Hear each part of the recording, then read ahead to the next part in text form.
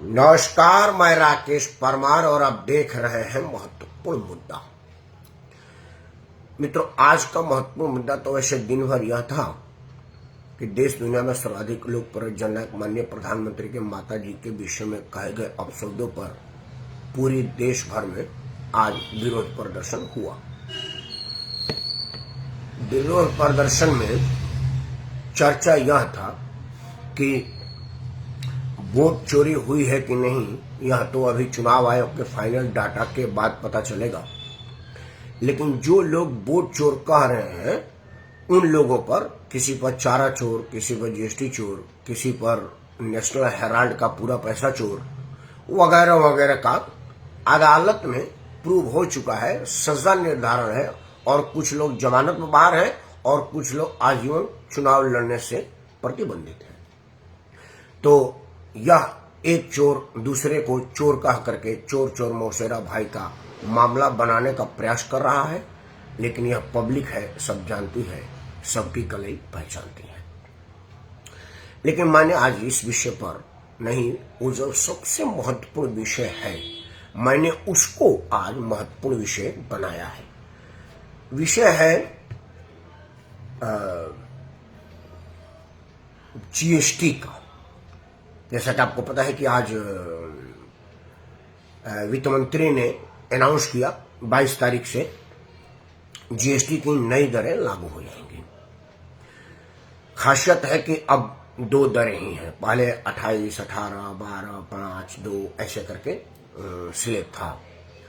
अब सिर्फ 2 स्लैब रह गया है, 18% और 5%। उससे जीएसटी देने वाला और जीएसटी काटने वाले दोनों के लिए सुविधा होगी। उनके पास एक फहरिस्त होती थी, किस में 12 है, किस में 18 है, वो एक झंझट से मुक्ति है। लेकिन इसकी असर क्या होगा, मैं आज इस पर चर्चा करूंगा। हालांकि इसकी नींव उसी दिन पड़ गई थी जब 15 अगस्त को माननीय प्रधानमंत्री लाल किला के प्राचीर से कहे थे कि हम देशवासियों को दिवाली में तोहफा देने वाले हैं। मतलब वो उसके पहले होमवर्क हो गया था, अधिकारियों को निर्देश दिया जा चुका था और वो अपना होमवर्क कर रहे थे, डिटेलिंग बना रहे थे कि किस पर कितना और कैसे करना है। अब वो प्रारूप में आ गया।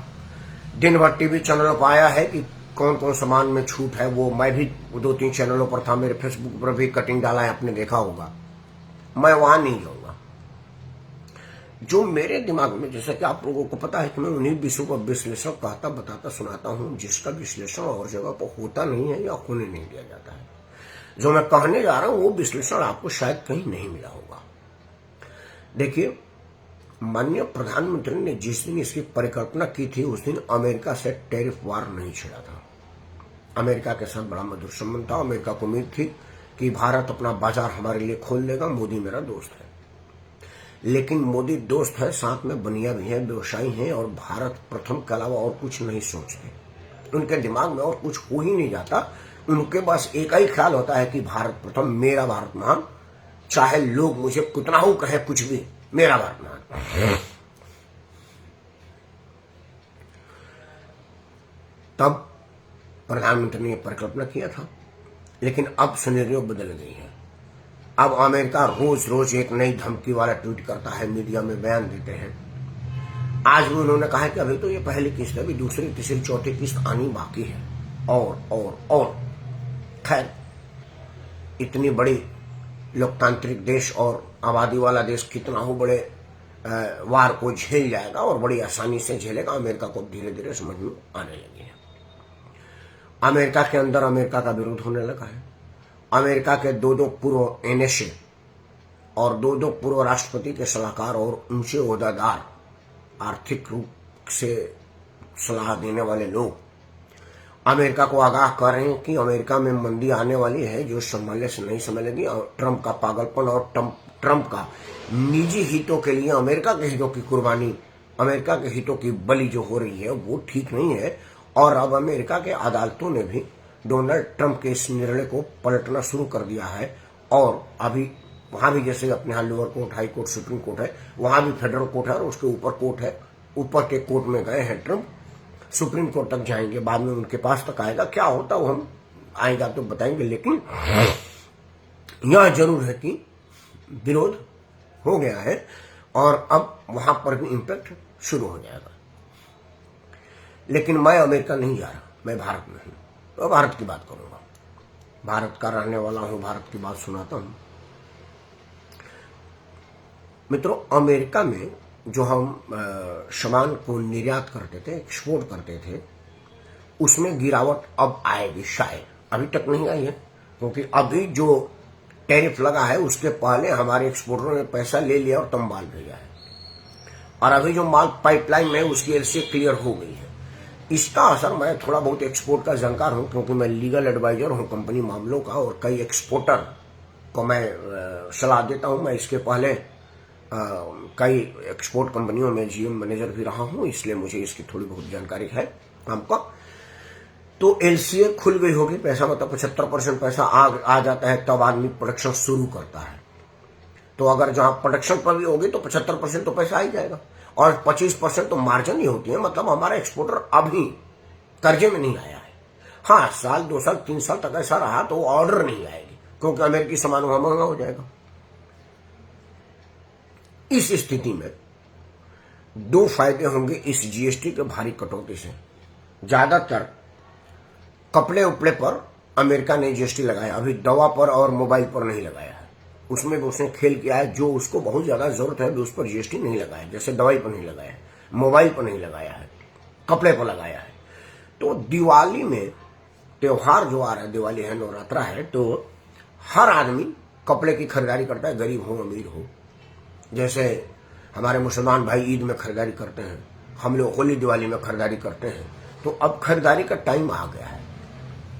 वो हमारा एक्सपोर्टर यह एक्सपेरिमेंट करेगा कि अगर हम भारतीय बाजार को पकड़े तो हमारा क्या असर पड़ेगा। लेकिन अब उसके पास सुविधा है, सरकार ने जीएसटी कम कर दिया है, मतलब भारत का सामान अब भारतीयों को सस्ता मिलेगा। एक्सपोर्टर भी थोड़ा बहुत अगर दाम में कमी करे और जीएसटी की छूट के लेकर के भारतीय लोगों में जब खरीदारी की दौड़ आएगी, तब वो बेखौफ खरीदारी करेगा, क्योंकि उसको कर का कोई खौफ नहीं है। कर सरकार ने कम कर दिया है। राजेंद्र सिंह तोमर जी को प्रणाम करते हुए उनका मार्गदर्शन पढ़ता हूँ। आप बड़े विद्वान आदमी है, राजस्थान के शहर जयपुर में रहते हैं और विद्वतापूर्ण व्यक्तित्व है, तो कुछ जरूर मार्गदर्शन अच्छा दिए होंगे। आपने लिखा है कि आम आदमी बात में यह करता हूं कि वो करता हूं, मत कहा करो। एक्सपर्ट का अच्छा, चलिए ठीक है, मैं आपके मार्गदर्शन का स्वागत करता हूं। आप बने रहिए और सुझाव देते रहिए।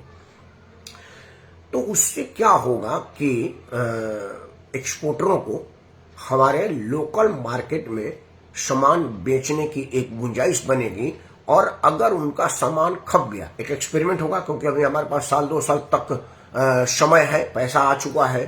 साल 2 साल के बाद का तो हमारे पास साल 2 साल तक का टाइम है अपने आप को यह सोच लेने के लिए कि हम भारत में माल बेचें या अमेरिका छोड़ के किसी और देश का रुख करें, वहां पर तलाश करें, अपने मार्केटिंग एजेंट्स को भेजें, वहां के मार्केट का कंपैरिजन करें कि अमेरिका और उसमें क्या तुलना है। तुलनात्मक अध्ययन जब हमारा होगा तब जा करके हमारे एक्सपोर्टरों को सस्टेन करने का मौका मिलेगा। और यह एक बहुत बढ़िया समय पर प्रधानमंत्री का बहुत बढ़िया निर्णय आया है, जो देश के उद्योग को स्थापित करने, अस्तित्व करने और अपने लिए नया मार्केट तलाशने का सुअवसर प्राप्त होगा। तो माननीय प्रधानमंत्री का यह दूरगामी निर्णय देश हित में है, व्यवसाय हित में है और भारतवासियों के हित में है। चलिए, एक्सपोर्ट इंपोर्ट की अगर हम बात हटा भी दें, मोटा मोटी अगर बात करें, तो जो सामान आपको कल तक 128 रुपए में मिल रहा था, अब वो 105 रुपए में मिलेगा। मतलब आपके पास 23 रुपया बचेगा।